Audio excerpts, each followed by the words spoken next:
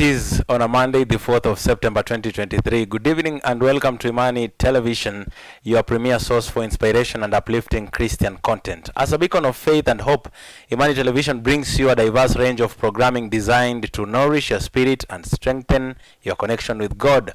From engaging sermons by renowned pastors to heartwarming testimonies of transformed lives, we are dedicated to fostering a deeper understanding of Christian principles and values. Welcome to News Hour, your trusted source of news and insightful updates. Join us tonight as we embark on a journey to bring you the latest happenings from around the country through a lens rooted in faith and compassion. From stories of hope and inspiration to events that shape our communities, News Hour is committed to delivering accurate, relevant, and thought-provoking news that aligns with the values of our viewers. Stay tuned for a comprehensive blend of current affairs, lifestyle, and health affairs, as well as spiritual insights, all designed to empower and uplift your evening. Before you get down, make sure that you have subscribed to our YouTube channel, that is Imani Television on YouTube, and hit the like button on Facebook at Imani Television, and don't forget to leave a comment there and we will be reviewing them. Let's get our top stories tonight.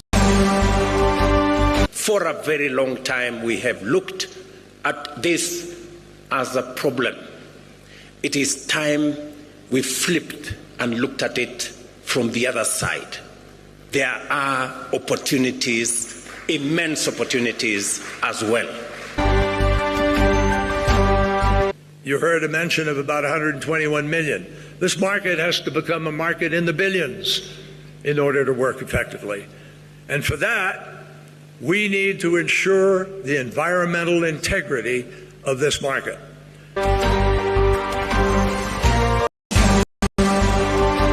For a very long time, we have looked at this as a problem. It is time we flipped and looked at it from the other side. There are opportunities, immense opportunities as well. You heard a mention of about 121 million. This market has to become a market in the billions in order to work effectively. And for that, we need to ensure the environmental integrity of this market. And the only way lawyers wanaweza fika paka pale juu ni tuingie kwa national party. Na mimi ningependa kuomba waluya wote waingie kwa national party ambayo inatawala sasa hivi, ambayo inaitwa UDA. Tukipata kama hata mume mmoja ako na maybe cancer hii ya prostate, awe kama champion, ajitokeze, aweleze wale wengine. Mwenye anakuombea mwenyewe ni maskini, hana hata viatu, anakuombea kwamba utapata pesa. Usikubaliana na vitu kama hizo. Vitu kama hizo ni mingi hapa Meru, ya kuombea sana sana wanafunzi, sana sana wazee, wa mama. Alafu dakika ya mwisho unakuta kwamba mama ameibiwa pesa. Actually going to encourage our students so much. Even the talk that they have given to our students, I can say that we appreciate so much.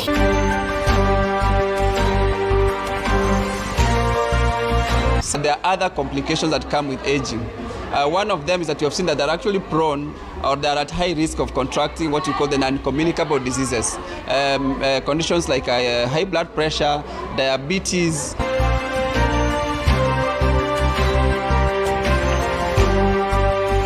The turnout was good, and most of the potential recruits had discipline and above, which was the qualifications we were requesting.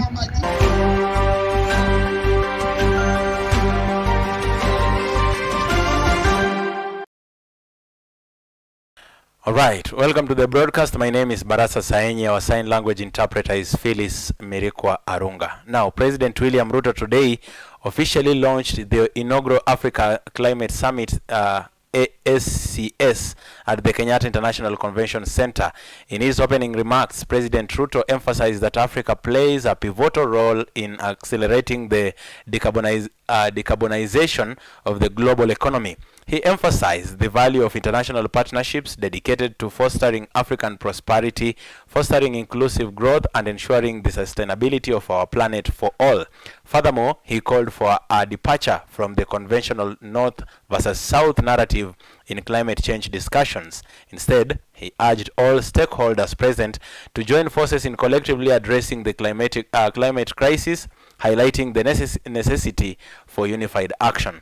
The summit is scheduled to run from September 4th, that is today, to 6th, 2023. Excellencies, honorable ministers, distinguished delegates, ladies and gentlemen, good morning and welcome to Nairobi. It's called the Green City in the Sun. Welcome to Kenya and welcome to the Africa Climate Summit. I have welcomed you to this great city on behalf of the people and government of Kenya to this meeting that is co-hosted by the Africa Union and the government of Kenya. We keep the wildlife in the park because we have a fence. But sometimes, as nature would be, they break away from the fence. So while you are doing your morning walk, you might encounter a lion. Please be careful. It is not tamed, it is wild.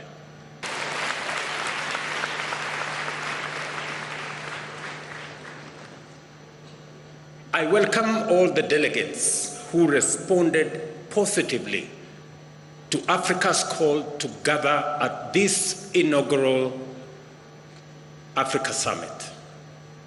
In order for us to imagine, design, and then build a future of prosperity for Africa and the world.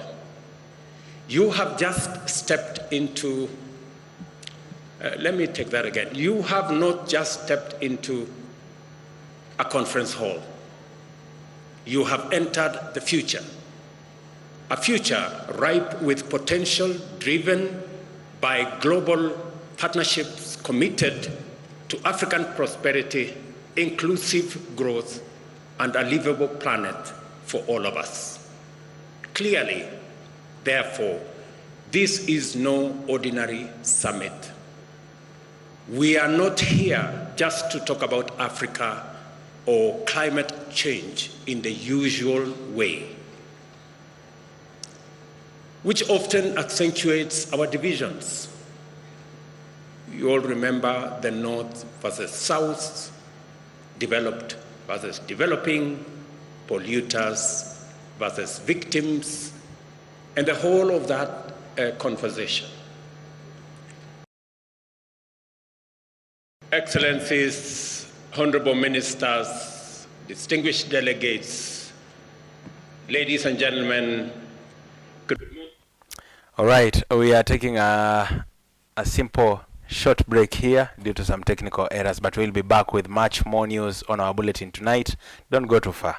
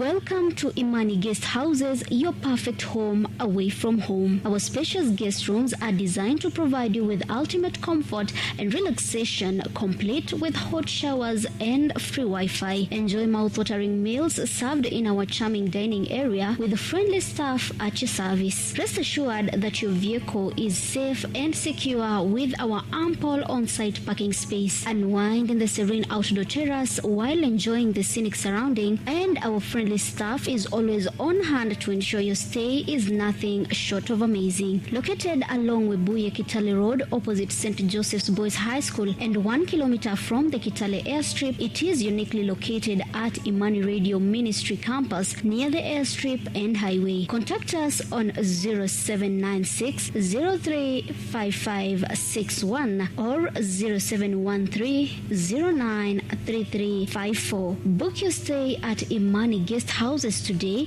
and experience the ultimate comfort and relaxation in this beautiful region.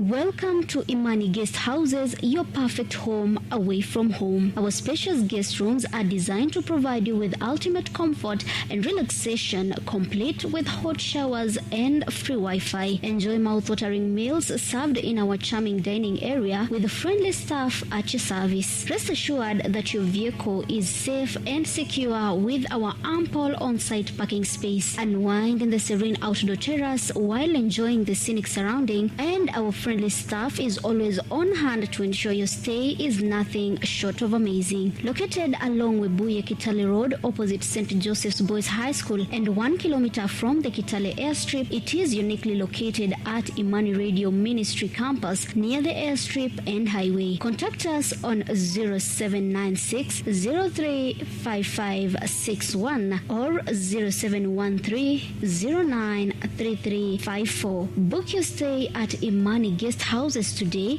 and experience the ultimate comfort and relaxation in this beautiful region.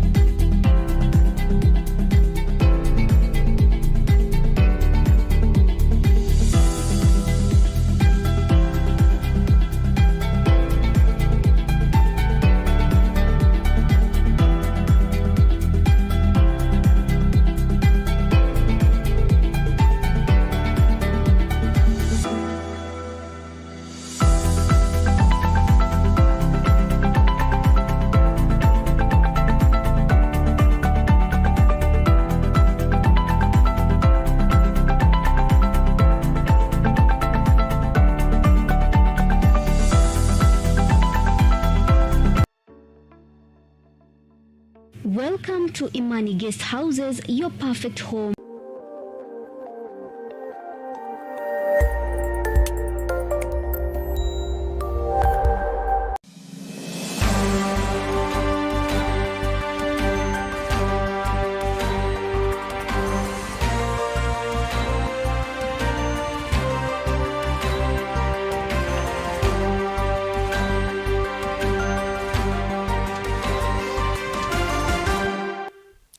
Well, thank you so much and welcome back to News Hour. We are still on Matters Climate Summit that is ongoing in Nairobi, and John Kerry has said that a carbon market was needed more than ever as a tool to fight climate change.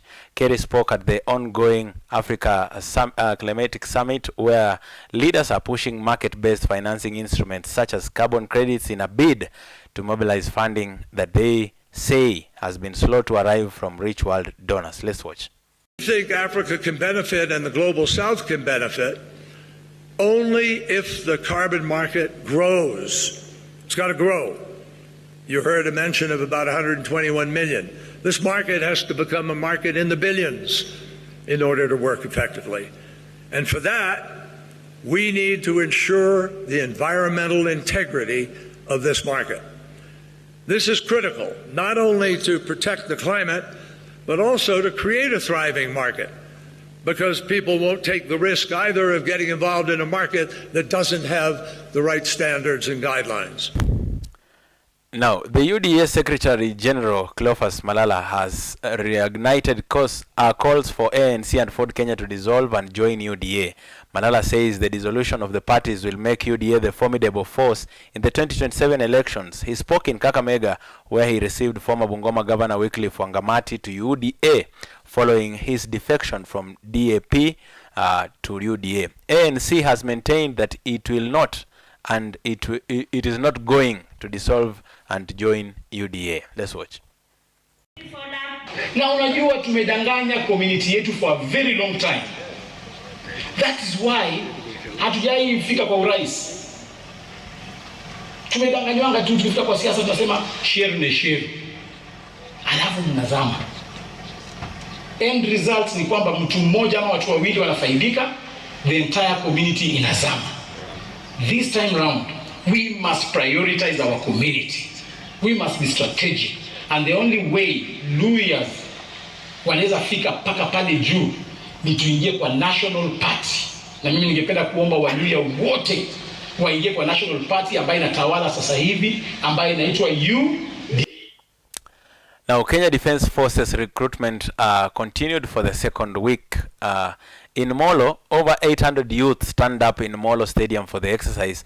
According to Senior Recruitment Officer Colonel Joseph Mbidi, the exercise that commenced exactly 8 a.m. in Molo Sub-County saw youths drawn from 4 Molo divisions, that is Molo, Turi, Elbagon and Sachangwan, turned up to try their luck in the Kenya Defence Forces recruitment exercise. Let's watch. The turnout was good, and most of the potential recruits had D-plane and above, which was the qualifications we were requesting.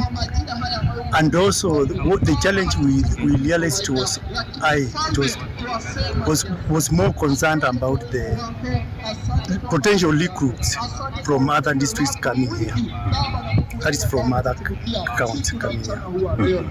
Send the number!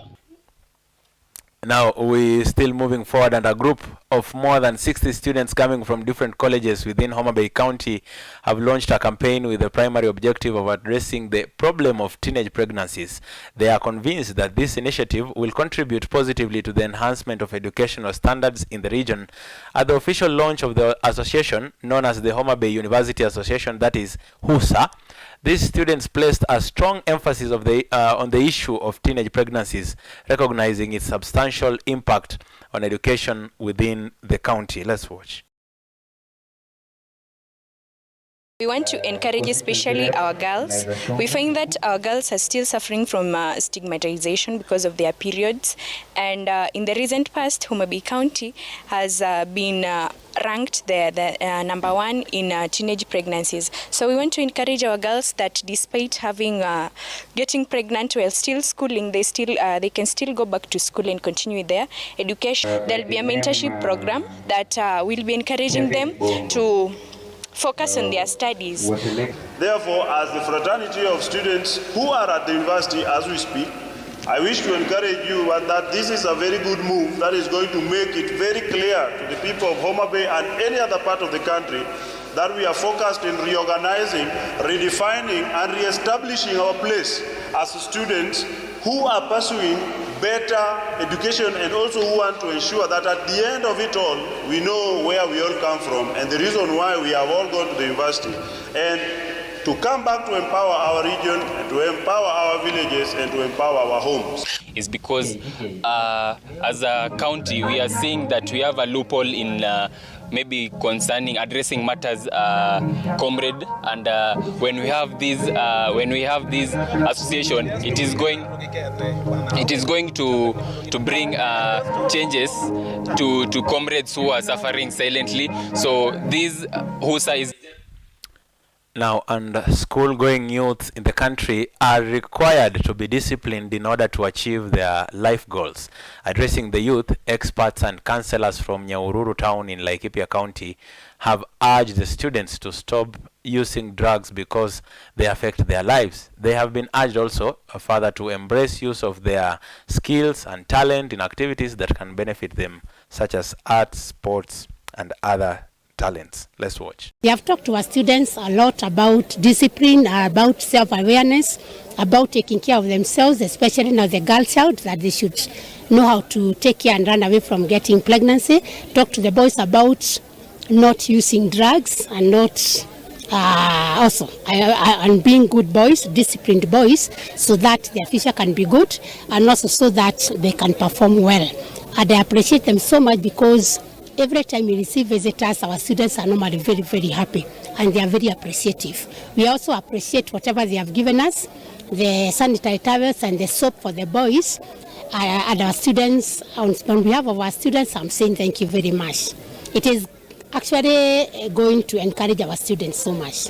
Even the talk that they have given to our students, I can say that we appreciate so much. Of Africa Foundation tumekuwa tukienda kwa shule mbalimbali huku nchini, na leo tuko Ndoroli Secondary kwenye tumeweza wanafunzi wameweza kufaidika na njia mbalimbali. Leo tulikuwa tunawaongelesha yenye tunaitanga mentorship program. Tulikuwa tunawaongelesha kuhusu usafi, kuhusu mambo na discipline na kuhusu academics. Ndio tumeweza kuwaongelesha ili waweze kuendelea vile ifaavyo. Okay, nafasi hii ya Daughter of Africa yenye inapatia wanafunzi, unapata wanafunzi wameweza kupatana na changamoto mingi sana kama hayo madawa ya kulevya, wengine wasichana kupata mimba mapema. So unapata tukiwaongelesha wanafaidika sana juu wanaweza kuenda na njia zifaavyo. Tukiwaongelesha kuhusu mienendo yao, discipline, anaweza kujieleza ni masaa gani nafaa kufanya nini, nikifanya hivi italeta madhara gani na mambo kama hayo. Alafu unapata kwa vijana na wao wakuwa Now, elderly people living with HIV face numerous challenges including discrimination, lack of health services and social support deficits. Study conducted by the World Health Organization found that elderly people living with HIV are more likely to experience discrimination compared to other groups of individuals living with the virus. This discrimination can hinder their access to healthcare, housing, employment, and our very own Emodia Harlan tells us more about that story. Elderly people living with HIV are less likely to access necessary healthcare services. This is because many elderly individuals struggle to reach hospitals and clinics. I was diagnosed with HIV in 1990. That particular time there was no medication and stigma was really high. Due to their age and limited financial resources, many of them find it difficult to communicate with friends and family and lack available resources. These challenges can have severe consequences on the health and well-being of elderly individuals living with HIV. It doesn't really worry me. I'm 66 only. My birthday was 2 weeks ago, and 33 years with HIV. So half of my life I've been,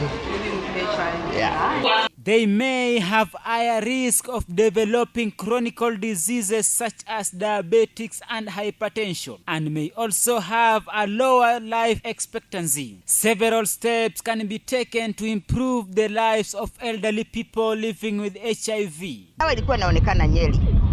Na ajabu ni kwamba nilianza madawa nikiwa na CD4 8. Chini sana. Sasa hivyo nilikuwa mtu nusu na maiti nusu. Governments and non-governmental organizations can provide awareness campaign about the virus and the discrimination faced by elderly individuals living with HIV. Furthermore, organizations can offer financial and social support to help those individuals access healthcare and housing. They are likely to then therefore get depressed, and depression becomes the other challenge that and mental health challenge that we must deal with. So it is a concept really that was being discussed many years ago, but now it's a reality. A large cohort has transitioned. People are 70 years old and above. There are other complications that come with aging.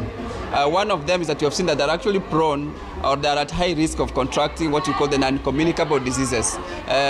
Conditions like high blood pressure, diabetes, even malignancies, or what we also call cancers and so on. So one of the things that we've seen that we actually need to improve on screening of the non-communicable diseases earlier for people living with HIV and to identify them and put them on treatment. Family and friends can support elderly people living with HIV by offering assistance and companionship. Reporting for Imani Television, I'm Emodia Ala.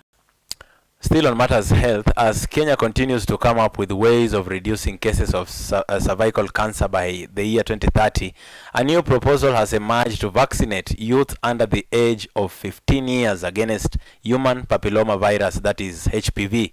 This proposal comes 4 years after the HPV vaccine for girls was introduced, despite it facing huge criticism concerning its safety. It is due to this pressure that a group of men has come out to create awareness about the vaccine in Kisumu County. Ukienda pale hospitalini utapata daktari mwanaume ako pale. Hiyo sana huwa inatupatia uoga. Tena mara nyingine ukienda pale unajiuliza, je, nikipatwa nalo itakuwaje? Mimi naweza fanyia hawa counseling pole pole. Lazima watasikia, watafuata. Tukipata kama hata mume mmoja ako na maybe cancer hii ya prostate, awe kama champion, ajitokeze, aweleze wale wengine. Is a big campaign by religious organizations about whether or not you need to vaccinate the girl. And according to them, you know, HPV is a sexually transmitted disease. And so they don't see why girls should be vaccinated against sexually transmitted disease. And they should otherwise then be taught correct. Now, moving forward, the police officer commanding Meru Police Station, Luke Toroitich, has urged people visiting Meru town to be extra vigilant to avoid con people who are conning and suspecting people pretending that they are pastors who are praying for the people to get rich. But these con people end up stealing money and other valuables to these unsuspecting people. Let's watch what he said. Mimi kwanza ningependa kuwashukuru wa Meru sana kwa kudumisha amani. Kwa hiyo muda kidogo tumekaa hapa. Amani hapa Meru saa hizi ni mzuri. Isipokuwa kuna changamoto moja pale na pale ambaye ningependa sana kuhimiza wakaaji wa Meru. Jambo la kwanza ni ushirikiano baina ya wakaaji pamoja na polisi. Na mimi nashukuru sababu kuna ushirikiano mzuri na imetusaidia sana kupigana na maneno ya uhalifu. Jambo lingine ningependa kuongezea ni kwamba ukiwa mwananchi, usalama unaanza na kwako wewe mwenyewe. Kabla haijafikia kwa polisi, wewe mwenyewe angalia usalama yako. Wakati umetoka nyumbani unakuja hapa town, usikubali kuingia kwa biashara nyingine au kwa umekujia. Kwa mfano unafika hapa town, unakutana na wakora, wanakuambia nataka kukuombea. Wewe unakubali, na mwenye anakuombea hujui ni mtu aina gani. Mwenye anakuombea mwenyewe ni maskini, hana hata viatu. Anakuombea kwamba utapata pesa. Usikubaliana na vitu kama hizo. Vitu kama hizo ni mingi hapa Meru, ya kuombea sana sana wanafunzi, sana sana wazee, wa mama. Alafu dakika ya mwisho unakuta kwamba mama ameibiwa pesa. All right, and police in Nambale town, Busia County, have seized 2 guns and 20 rounds of ammunition The weapons were discovered during a crackdown on criminals carried out by police in the Busia town area. Stephen Olo, the chief police officer of Busia County, stated that the operation was conducted after the police received information about the presence of these firearms in the area. Olo further mentioned that the police officers are continuing their investigation to apprehend individuals involved or associated with the weapons. When we searched in his house, we found a raincoat of the police. We found 58 bags of Yeshu, and it confirms that, as we can see, the service number is for the ex-GSU officers. The suspect is with us. He has been arrested and detained, and the preferred charges are going to be. All right, let's get some international news. And the leader of the coup that ousted Gabon's president Ali Bongo has been sworn in today as the interim president by Constitutional Court judges.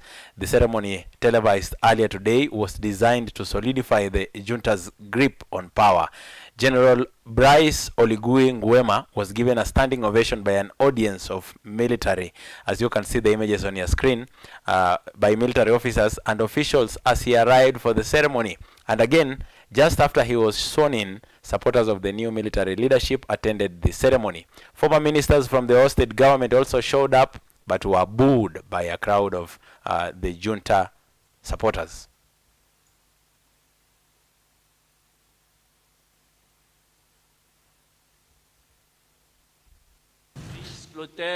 Oligui Nguema. Réalisation de l'unité nationale. Je le jure.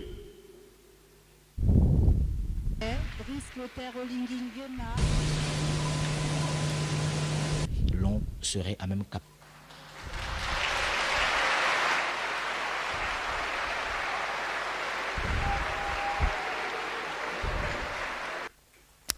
Now let's turn to some sports news, and Harambee Stars have started to report to the residential camp ahead of international friendlies on Thursday, September 7th, where they will play in Qatar.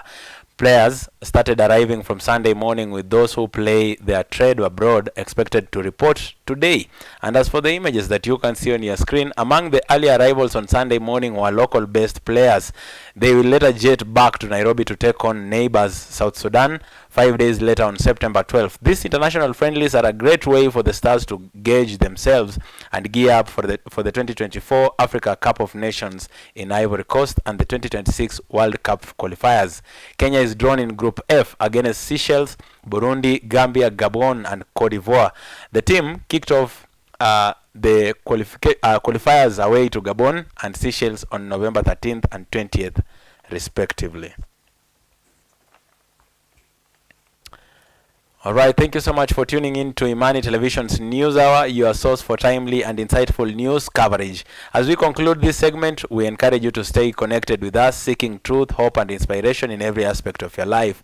Join us again tomorrow for more uplifting and informative content. This is Imani Television, guiding you with the light of Christian insight. My name is BARASA SAENYI, and our sign language interpreter has been Phyllis Miriko Arunga. And on behalf of our production crew, we say thank you so much for watching News Hour, and have a blessed night.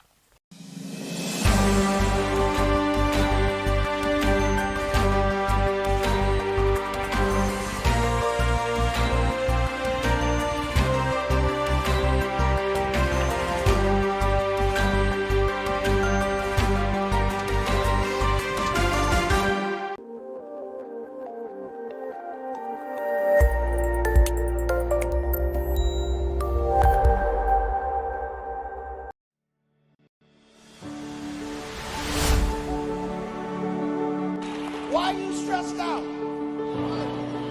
Why are you not sleeping at night? I concluded a long time ago in my Christian walk that the scripture says God never sleeps nor slumbers. And since he don't sleep, ain't no need of me staying up all night.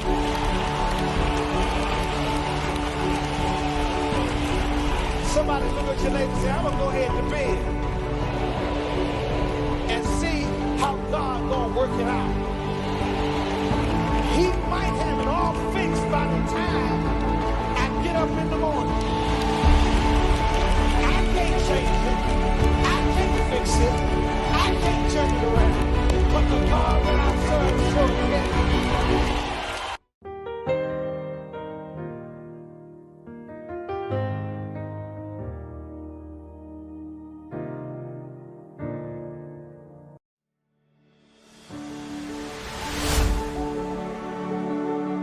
Why are you stressed out? Why are you not sleeping at night? I concluded a long time ago in my Christian walk that the scripture says God never sleeps nor slumbers. And since he don't sleep, ain't no need of me staying up all night.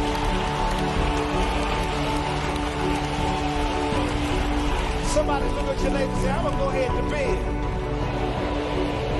and see how God gonna work it out.